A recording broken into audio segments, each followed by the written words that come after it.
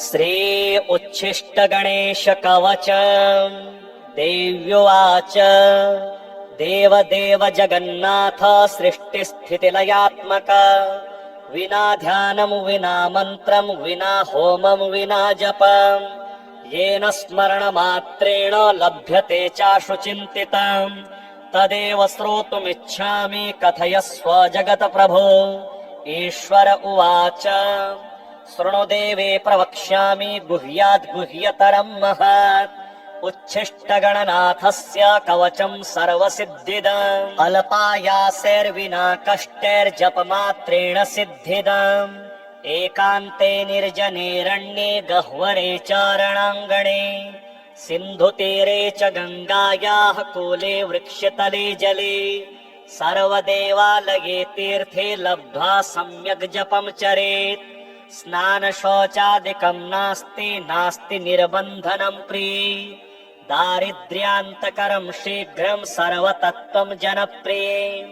सहस्राशपथं कृत्वा यदि स्नेहोऽस्ति मां प्रति निन्दकाय कुशिष्याय खलाय कुटिलाय च दुष्टाय परशिष्याय घातकाय शठाय च वञ्चकाय वरघ्नाय ब्राह्मणी गमनाय च अशक्ताय च क्रूराय गुरुद्रोह हरताय च न दातव्यं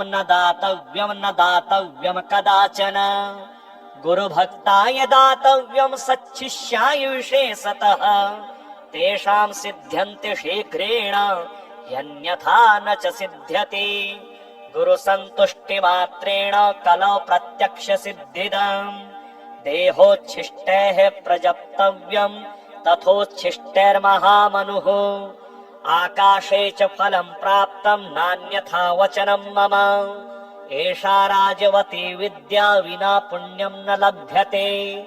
अथ वक्ष्यामि देवेशे कवचं मन्त्रपूर्वकम् येन विज्ञातमात्रेण राजभोगफलप्रदम्। ऋषिर्मे गणकः पातु शिरसि च निरन्तरम् त्राहि मां देवि गायत्रे छन्दो ऋषिः सदा मुखे। हृदये पातु मां नित्यमुच्छिष्टगणदेवता गुह्ये रक्षतु तद्बीजं स्वाहा शक्तिश्च पादयोः। कामकीलक सर्वाङ्गे विनियोगश्च सर्वदा पार्श्वद्वये सदा पातु स्वशक्तिं गणनायकः। शिखायां पातु तद्बीजं भ्रूमध्ये तारबीजकम् हस्तिवक्त्रश्च शिरसि लम्बोदरो ललाटके उच्छिष्टो नेत्रयोः पातु कर्णौ पातु महात्मने।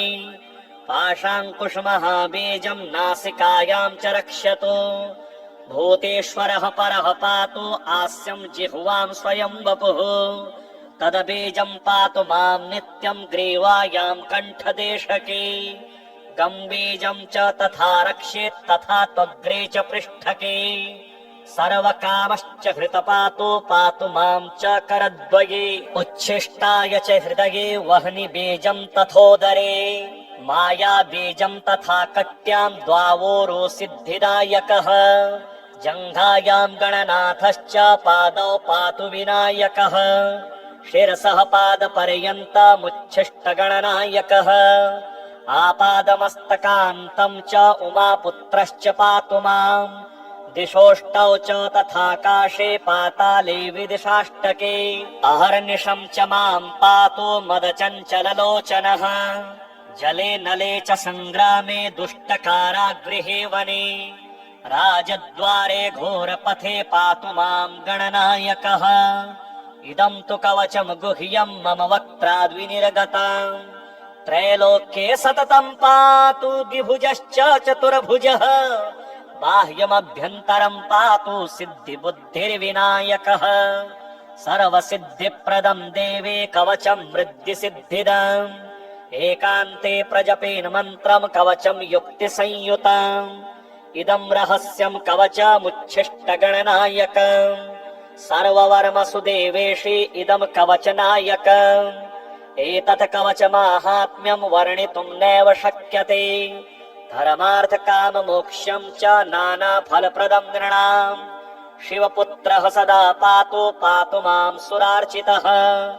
गजाननः सदा पातु गणराजश्च पातु माम् सदा शक्तिरतः पातु मां कामविह्वलः सर्वाभरणभूषाढ्यः पातु मां सिन्दूरार्चितः पञ्चमोदकरः पातु मां पार्वतीसुतः पाशाङ्कुशधरः पातु मां च धनेश्वरः गदाधरः सदा पातु मां काममोहितः नग्ननारीरतः पातु मां च गणेश्वरः अक्षयं वरदः पातु शक्तियुक्तिः सदावतु बालचन्द्रः सदा पातु नानारत्नविभूषितः उच्छिष्टगणनाथश्च मदा घूर्णितलोचनः नारीयोनिरसास्वादः पातु मां गजकर्णकः प्रसन्नवदनः पातु मां भगवल्लभः जटाधरः सदा पातु मां च किरीटिकः पद्मासनास्थितः पातु रक्तवर्णश्च पातु माम् नग्नसामामदोन्मत्तः पातु मां गणदेवतः वामाङ्गे सुन्दरी युक्तः पातु मां मनमथ प्रभुः क्षेत्रपः पिशितं पातु मां श्रुतिकाठकः भूषणाढ्यस्तु मां पातु नानाभोगसमन्वितः स्मिताननः सदा पातु श्रीगणेशकुलान्वितः श्रीरक्तचन्दनमयः सुलक्षणगणेश्वरः श्वेतार्कगणनाथश्च हरिद्रागणनायकः पारभद्रागणेशश्च पातु सप्तगणेश्वरः प्रवालगणाध्यक्षो गजदन्तो गणेश्वरः हरबीजगणेशश्च भद्राक्षणगणनायकः दिव्यौषधी समुद्भूतो गणेशाश्चिन्तितः प्रदः लवणस्य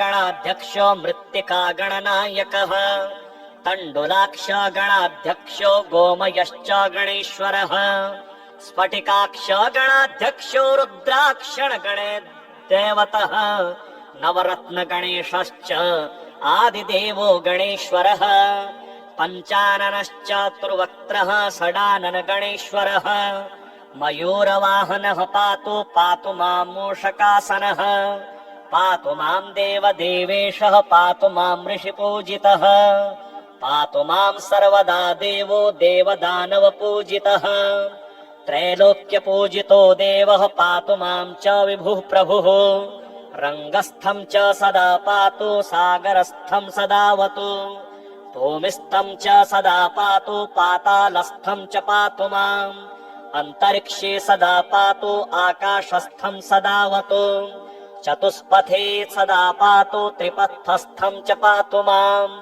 बिल्वस्थं च वनस्थं च पातु मां सर्वतस्तनु राजद्वारस्थितं पातु मां शीघ्रसिद्धिदः भवानी पूजितः पातु ब्रह्मा विष्णु शिवार्चितः इदं तु कवचं देवी पठनात् सर्वसिद्धिदम् उच्छिष्टगणनाथश्च समन्त्रं कवचं परम् स्मरणात् भूपतिस्त्वं च लभते साङ्गतां ध्रुवम् वाचः सिद्धिकरं शीघ्रं परसैन्यविदारणम् प्रातरमध्याह्नसाह्याह्ने दिवारात्रौ पठेन्नरः चतुर्थ्यां दिवसे रात्रौ पूजने मानदायकम् सर्वसौभाग्यदं शीघ्रं दारिद्र्यार्णवघातकम् सुदार सुप्रजा सौख्यं सर्वसिद्धिकरं नृणाम् जलेऽथवानलेरण्ये सिन्धुतीरे सरित्तटे श्मशाने दूरदेशे च रणे पर्वतगह्वरे राजद्वारे भये घोरे निर्भयो जायते ध्रुवम् सागरे च महाशीते दुर्भिक्षे दुष्टसङ्कटे भूतप्रेतपिशाचादि यक्षराक्षसगेभे राक्षसी यक्षिणी क्रूरा शाकिनी डाकिनी गणाः राजमृत्युहरं देवी कवचं कामधेनुवत् अनन्तफलदं देवी सति मोक्षं च पार्वती कवचेन विना मन्त्रं यो जपेद्गणनायकम् इह जन्मानि पापिष्ठो जनमान्ते मूषको भवेत् इति परमरहस्यं देवदेवार्चनं च कवच परमदिव्यं पार्वती पुत्ररूपम् पठति परमभोगैश्वर्यमोक्षप्रदं च लभते सकलसौख्यं शक्तिपुत्रप्रसादात्। श्रीहरिद्रा गणेश कवच। ईश्वर उवाच शृणु वक्ष्यामि कवचं सर्वसिद्धिकरं प्रिये। पठित्वा पाठयित्वा च मुच्यते सर्वसङ्कटात्। अज्ञात्वा कवचं देवी गणेशस्य मनुं जपेत्। सिद्धिर्न जायते तस्य कल्पकोटिशतैरपि। ॐ आमोदश्च शिरः पातु प्रमोदश्च शिखोपरि। सम्मोदो भ्रूयुगे पातु भ्रूमध्ये च गणाधिपः। गणाक्रीडो नेत्रयुग्मं नासायां गणनायकः। गणक्रीडान्वितः पातु वदने सर्वसिद्धये। जिह्वायां सुमुखः पातु ग्रीवायां दुर्मुखः सदा। विघ्नेशो हृदये पातु विघ्ननाथश्च वक्षसि। गणानां नायकः पातु बाहुयुग्मं सदा मम। विघ्नकर्ता च ह्युदरे विघ्नहर्ता च लिङ्गके। गजवक्त्रः कटिदेशे एकदन्तो नितम्बके। लम्बोदरः सदा पातु गुह्यदेशे ममारुणः। व्यालयज्ञोपवीतीमां पातु पादयुगे सदा। जापकः सर्वदा पातु जानुजङ्घे गणाधिपः।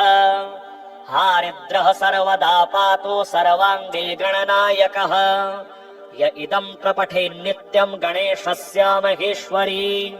कवचं सर्वसिद्धाख्यं सर्वविघ्नविनाशनं। सर्वसिद्धिकरं साक्षात् सर्वपापविमोचनं। सर्वसम्पदप्रदं साक्षात् सर्वदुःखविमोक्षणं। सर्वापत्तिप्रशमनं सर्वशत्रुक्षयङ्करम्। ग्रहपीडा ज्वरा रोगा ये चान्ये गुह्यकादयः। पठनाद्धारणादेव नाशमायान्ति तत्क्षणात्। धनधान्यकरं देवी कवचं सुरपूजितम्। समं नास्ति महेशानि त्रैलोक्ये कवचस्य च। हारिद्रस्य महादेवी विघ्नराजस्य भूतले। किमन्येरसदालापैर्यत्रायुर्व्ययतामियात्। श्रीगणपतिरक्षा कवचम्। पार्वतेयं महाकायं रिद्धिसिद्धिवरदायकं। गणपतिं निधिपतिं सर्वजनलोकनायकं। रुद्रप्रियं यज्ञकायं नमामि हे दीर्घकायकं। हे गजानन गिरिजानन्दन रक्ष मां देव रक्ष माम्। एकदन्तं कृपानन्तं सर्वाङ्गसुन्दरदर्शनम्। वक्रतुण्डं दिव्यरिण्डम् अपूर्वमङ्गलस्पर्शनम्। लम्बोदरं पीताम्बरं नमामि हे रोमहर्षणम्। हे गजानन गिरिजानन्दन रक्ष मां देव रक्ष माम्। प्रेममूर्तिं कामपूर्तिं चराचर हृदयस्पन्दनम्। मन्त्रमुग्धं पापदग्धम् अग्रपूज्य देववन्दनम्। प्रथमेशं श्रीगणेशं नमामि हे गौरीनन्दनम्। हे गजानन गिरिजानन्दन रक्ष मां देव रक्ष माम्। दिव्यतेजं कविराजं योगी जनात्मकारकम्। शिवानन्दं पराद्वन्द्वं भावप्रद प्रेमधारकम्। विघ्ननाशं दीर्घश्वासं नमामि हे गर्वमारकम्। हे गजानन गिरिजानन्दन रक्ष मां देव रक्ष माम्। प्रथमं मयूरेश्वरं द्वितीयं सिद्धिविनायकम्। ततश्च बल्लालेश्वरम् अस्तिवरदविनायकम्। पञ्चमं चिन्तामणिदेवं षष्ठं च गिरिजात्मकम्। विघ्नेश्वरं महागणपतिं नमामि अष्टदेवम्। हे गजानन गिरिजानन्दन रक्ष मां देव रक्ष माम्। तरुणी लभते वरं च प्रीत्यार्थी लभते प्रेमम्। विद्यार्थी लभते विद्यां च मोक्षार्थी लभते धामम्। अर्थार्थी लभते अर्थं च कामार्थी लभते कामम्। हे गजानन गिरिजानन्दन कृष्णदासः भजति त्वाम्। श्री उच्छिष्ट गणेश कवचम्। देव्युवाच देव देव जगन्नाथ सृष्टिस्थितिलयात्मक विना ध्यानं विना मन्त्रं विना होमं विना जपं येन स्मरणमात्रेण लभ्यते चाशु चिन्तितं तदेव श्रोतुमिच्छामि कथयस्व जगत्प्रभो। ईश्वर उवाच शृणु देवे प्रवक्ष्यामि गुह्याद् गुह्यतरं महत् उच्छिष्टगणनाथस्य कवचं सर्वसिद्धिदम् अल्पायासेर्विना कष्टैर्जपमात्रेण सिद्धिदम् एकान्ते निर्जनेरण्ये गह्वरे च रणाङ्गणे सिन्धुतीरे च गङ्गायाः कूले वृक्षतले जले सर्वदेवालये तीर्थे लब्ध्वा सम्यग् जपं चरेत् स्नानशौचादिकं नास्ति निर्बन्धनं प्रिये दारिद्र्यान्तकरं शीघ्रं सर्वतत्त्वं जनप्रिये सहस्रशपथं कृत्वा यदि स्नेहोऽस्ति मां प्रति निन्दकाय कुशिष्याय खलाय कुटिलाय च दुष्टाय परशिष्याय घातकाय शठाय च वञ्चकाय वरघ्नाय ब्राह्मणी गमनाय च अशक्ताय च क्रूराय गुरुद्रोह हरताय च न दातव्यं कदाचन गुरुभक्ताय दातव्यं सच्छिष्याय विशेषतः तेषां सिद्ध्यन्ति शीघ्रेण यन्यथा न च सिद्ध्यति गुरुसन्तुष्टिमात्रेण कलौ प्रत्यक्षसिद्धिदम् देहोच्छिष्टैः प्रजप्तव्यं तथोच्छिष्टैर्महामनुः आकाशे च फलं प्राप्तं नान्यथा वचनं मम एषा राजवती विद्या विना पुण्यं न लभ्यते अथ वक्ष्यामि देवेशे कवचं मन्त्रपूर्वकम् येन विज्ञातमात्रेण राजभोगफलप्रदम् ऋषिर्मे गणकः पातु शिरसि च निरन्तरम् त्राहि मां देवि गायत्रे छन्दो ऋषिः सदा मुखे हृदये पातु मां नित्यमुच्छिष्टगणदेवता गुह्ये रक्षतु तद्बीजं स्वाहा शक्तिश्च पादयोः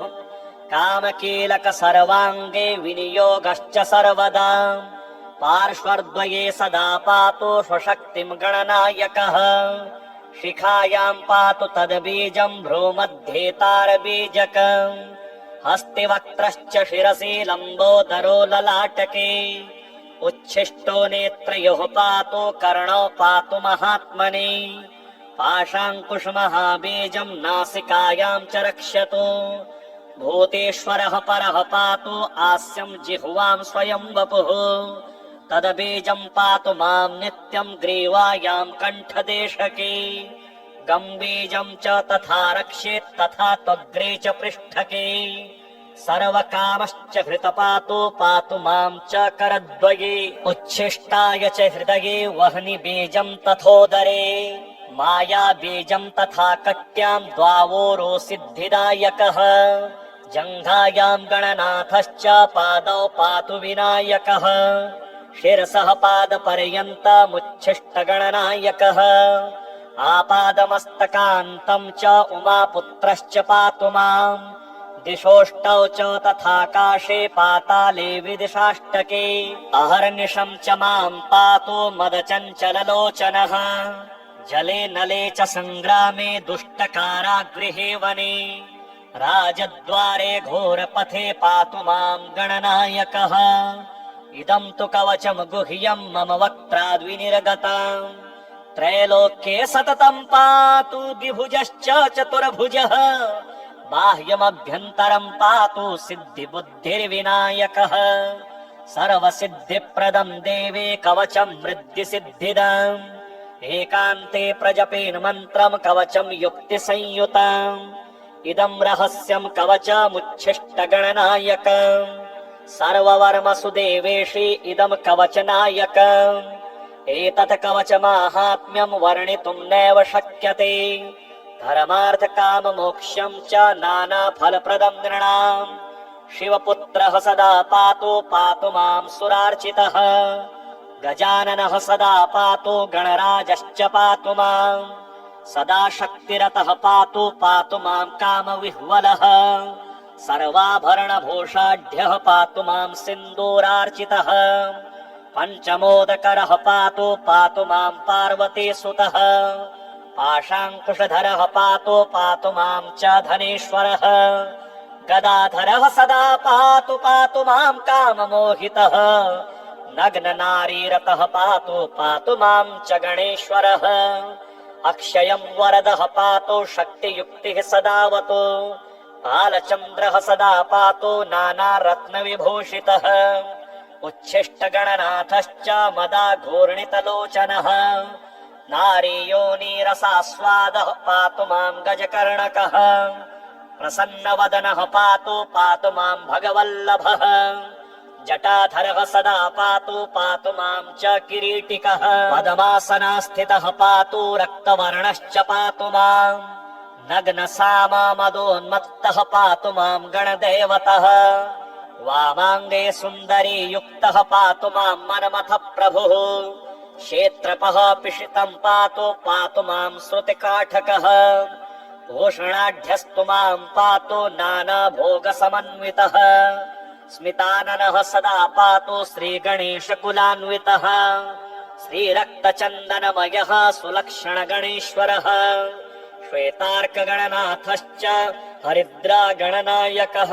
पारभद्रागणेशश्च पातु सप्तगणेश्वरः प्रवालगणाध्यक्षो गजदन्तो गणेश्वरः हरबीजगणेशश्च भद्राक्षणगणनायकः दिव्यौषधि समुद्भूतो गणेशाश्चिन्तितः प्रदः लवणस्य गणाध्यक्षो मृत्तिका गणनायकः तण्डुलाक्ष गणाध्यक्षो गोमयश्च गणेश्वरः स्फटिकाक्ष गणाध्यक्षो रुद्राक्षण गणदेवतः नवरत्न गणेशश्च आदिदेवो गणेश्वरः पञ्चाननश्च तुर्वक्त्रः षडानन गणेश्वरः मयूरवाहनः पातु मां मूषकासनः पातु मां देवदेवेशः पातु मां ऋषिपूजितः पातु मां सर्वदा देवो देवदानवपूजितः त्रैलोक्यपूजितो देवः पातु मां च विभुः प्रभुः रङ्गस्थं च सदा पातु सागरस्थं सदावतु भूमिस्थं च सदा पातु पातालस्थं च पातु माम् अन्तरिक्षे सदा पातु आकाशस्थं सदावतु चतुष्पथे सदा पातु त्रिपथस्थं च पातु माम् बिल्वस्थं च वनस्थं च पातु मां सर्वतस्तनु राजद्वारस्थितं पातु मां शीघ्रसिद्धिदः भवानी पूजितः पातु ब्रह्मा विष्णु शिवार्चितः इदं तु कवचं देवी पठनात् सर्वसिद्धिदम् उच्छिष्टगणनाथश्च समन्त्रं कवचं परम् स्मरणात् भूपतिस्त्वं च लभते साङ्गतां ध्रुवम् वाचः सिद्धिकरं शीघ्रं परसैन्यविदारणम् प्रातरमध्याह्नसाह्याह्ने दिवारात्रौ पठेन्नरः चतुर्थ्यां दिवसे रात्रौ पूजने मानदायकम् सर्वसौभाग्यदं शीघ्रं दारिद्र्यार्णवघातकम् सुदार सुप्रजा सौख्यं सर्वसिद्धिकरं नृणाम् जलेऽथवानले रण्ये सिन्धुतीरे सरित्तटे श्मशाने दूरदेशे च रणे पर्वतगह्वरे राजद्वारे भये घोरे निर्भयो जायते ध्रुवम् सागरे च महाशीते दुर्भिक्षे दुष्टसङ्कटे भूतप्रेतपिशाचादि यक्षराक्षसगेभे राक्षसी यक्षिणी क्रूरा शाकिनी डाकिनी गणाः राजमृत्युहरं देवी कवचं कामधेनुवत् अनन्तफलदं देवी सति मोक्षं च पार्वती कवचेन विना मन्त्रं यो जपेद् गणनायकम् इह जन्मानि पापिष्ठो जनमान्ते मूषको भवेत् इति परमरहस्यं देवदेवार्चनं च कवच परमदिव्यं पार्वती पुत्ररूपम् पठति परमभोगैश्वर्यमोक्षप्रदं च लभति सकलसौख्यं शक्तिपुत्रप्रसादात् श्रीहरिद्रा गणेश कवच ईश्वर उवाच शृणु वक्ष्यामि कवचं सर्वसिद्धिकरं प्रिये पठित्वा पाठयित्वा च मुच्यते सर्वसङ्कटात् अज्ञात्वा कवचं देवी गणेशस्य मनुं जपेत् सिद्धिर्न जायते तस्य कल्पकोटिशतैरपि ॐ आमोदश्च शिरः पातु प्रमोदश्च शिखोपरि सम्मोदो भ्रूयुगे पातु भ्रूमध्ये च गणाधिपः गणाक्रीडो नेत्रयुग्मं नासायां गणनायकः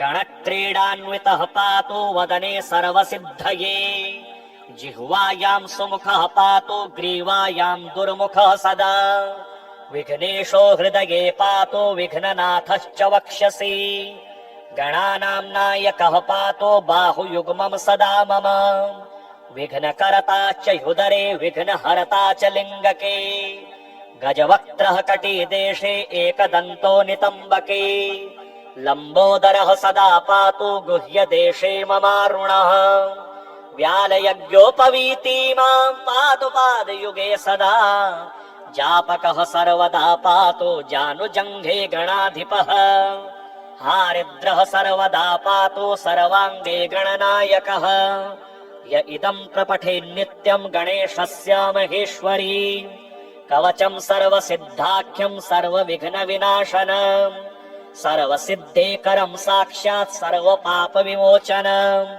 सर्वसम्पदप्रदं साक्षात् सर्वदुःखविमोक्षणम् सर्वापत्तिप्रशमनं सर्वशत्रुक्षयङ्करम् गृहपीडा ज्वरा रोगा ये चान्ये गुह्यकादयः पठनाद्धारणादेव नाशमायान्ति तत्क्षणात् धनधान्यकरं देवी कवचं सुरपूजितम् समं नास्ति महेशानि त्रैलोक्ये कवचस्य च हारिद्रस्य महादेवी विघ्नराजस्य भूतले किमन्येर सदालापैर्यत्रायुर्व्ययतामियात् श्रीगणपतिरक्षा कवचम् पार्वतेयं महाकायं रिद्धिसिद्धिवरदायकम् गणपतिं निधिपतिं सर्वजनलोकनायकम् रुद्रप्रियं यज्ञकायं नमामि हे दीर्घकायकम् हे गजानन गिरिजानन्दन रक्ष मां देव रक्ष माम् एकदन्तं कृपानन्तं सर्वाङ्गसुन्दरदर्शनम् वक्रतुण्डं दिव्यरिण्डम् अपूर्वमङ्गलस्पर्शनम् लम्बोदरं पीताम्बरं नमामि हे रोमहर्षणम् हे गजानन गिरिजानन्दन रक्ष मां देव रक्ष माम् प्रेममूर्तिं कामपूर्तिं चराचर हृदयस्पन्दनम् मन्त्रमुग्धं पापदग्धम् अग्रपूज्य देववन्दनम् प्रथमेशं श्रीगणेशं नमामि हे गौरीनन्दनम् हे गजानन गिरिजानन्दन रक्ष मां देव रक्ष माम् दिव्यतेजं कविराजं योगी जनात्मकारकम् शिवानन्दं पराद्वन्द्वं भावप्रद प्रेमधारकम् विघ्ननाशं दीर्घश्वासं नमामि हे गर्वमारकम् हे गजानन गिरिजानन्दन रक्ष मां देव रक्ष माम् प्रथमं मयूरेश्वरं द्वितीयं सिद्धिविनायकम् ततश्च बल्लालेश्वरम् अस्ति वरदविनायकम् पञ्चमं चिन्तामणिदेवं षष्ठं च गिरिजात्मकम् विघ्नेश्वरं महागणपतिं नमामि अष्टदेवम् हे गजानन गिरिजानन्दन रक्ष मां देव रक्ष माम् तरुणी लभते वरं च प्रीत्यार्थी लभते प्रेमम् विद्यार्थी लभते विद्यां च मोक्षार्थी लभते धामम् अर्थार्थी लभते अर्थं च कामार्थी लभते कामम् हे गजानन गिरिजानन्दन कृष्णदासः भजति त्वाम्।